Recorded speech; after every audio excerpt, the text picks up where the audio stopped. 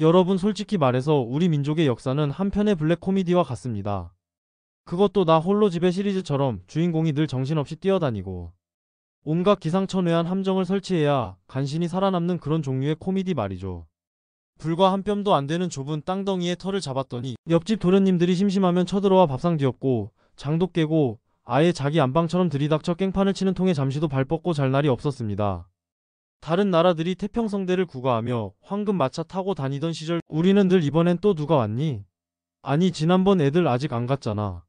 하며 동네 어귀를 내다봐야 했죠. 하지만 놀랍게도 그 수천 번의 위기와 수많은 침략 속에서도 이 좁은 땅덩이에서 한 번도 지도를 고쳐 그리지 않고 꾸역꾸역 버텨냈다는 사실. 대체 무슨 비법이라도 있는 걸까요? 혹시 선조들이 몰래 숨겨둔 국난 극복 만렙 치트키라도 있는 걸까요? 오늘 우리는 그 비법 노트를 들춰보고 선조들이 대대로 전수한 눈물 없이는 들을 수 없고 웃음 없이는 볼 수 없는 기적 같은 생존기를 공개합니다. 단순히 살아남는 것을 넘어 오히려 위기를 기회 삼아 스펙을 쌓고 레벨업하며 K-파워를 전 세계에 각인시킨 우리 민족의 저력.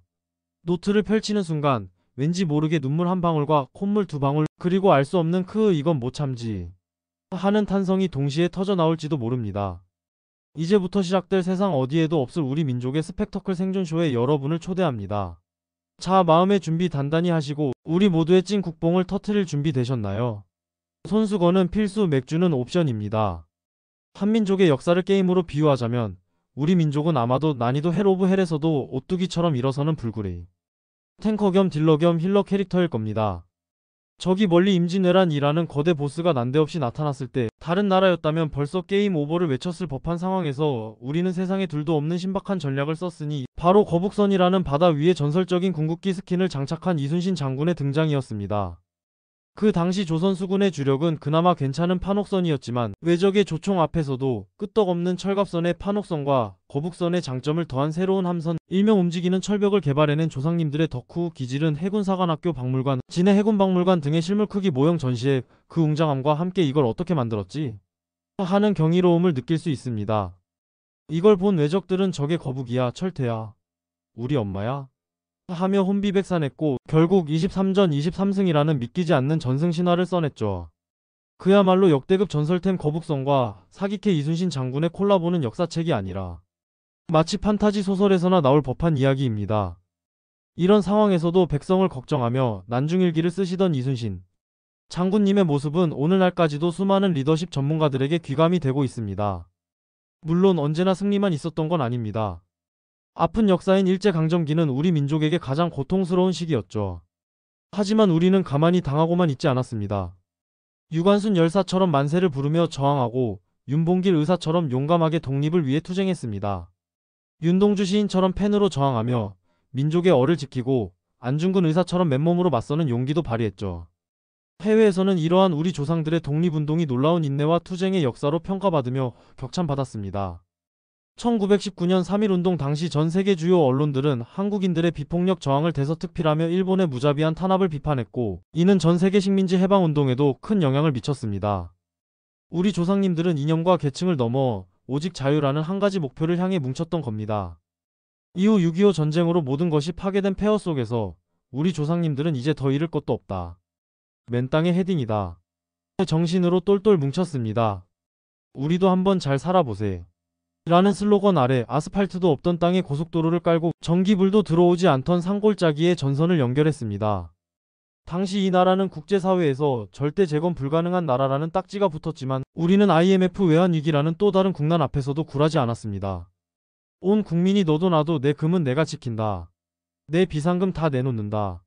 며 장롱 깊숙이 넣어뒀던 돌반지, 금부치, 심지어 아기 백일 반지까지 들고 나와 나라를 살리는데 동참하는 기적을 만들어냈죠.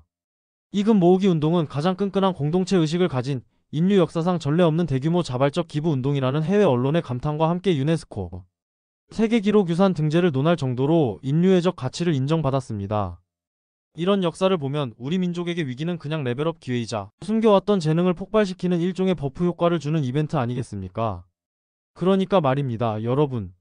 이렇게 툭하면 외부 세력들이 쳐들어와 괴롭히고 가끔은 스스로 넘어져 코가 깨지기도 하면서도 기어코 월드클래스 반열에 오른 우리 민족의 생존 노하우는 바로 유연함과 끈기 그리고 기가 막힌 재주였습니다.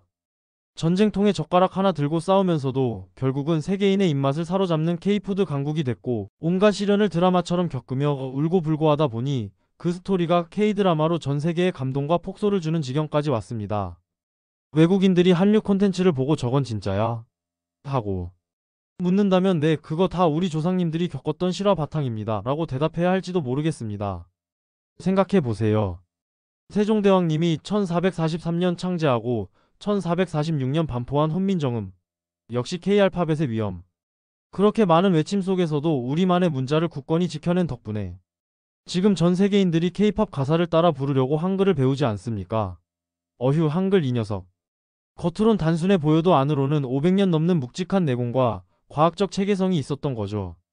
1997년 유네스코 세계기록유산 등재가 괜히 된 게 아닙니다. 심지어 세계문자 올림픽에서 당당히 1위를 차지하며 그 우수성을 다시 한번 입증했습니다. 이 정도면 전 세계적으로 생존게임 챔피언이자 문화 콘텐츠 대마왕이라 해도 과언이 아닙니다. 이 모든 비결은 결국 수많은 고난 속에서도 해악을 잃지 않고 툭툭 털고 일어나는 대인배적인 태도에 있었던 겁니다. 까짓 거. 이것도 지나가겠지. 어차피 우리는 또 이겨낼 텐데. 뭘 하며 넉살 좋게 웃어넘기던 우리 조상들의 지혜가 결국 지금의 우리를 만든 것이죠. 이 K유전자는 단순히 역사를 기억하는 것을 넘어 현재를 살아가고 미래를 만들어가는 우리에게 엄청난 에너지와 자부심을 선사합니다.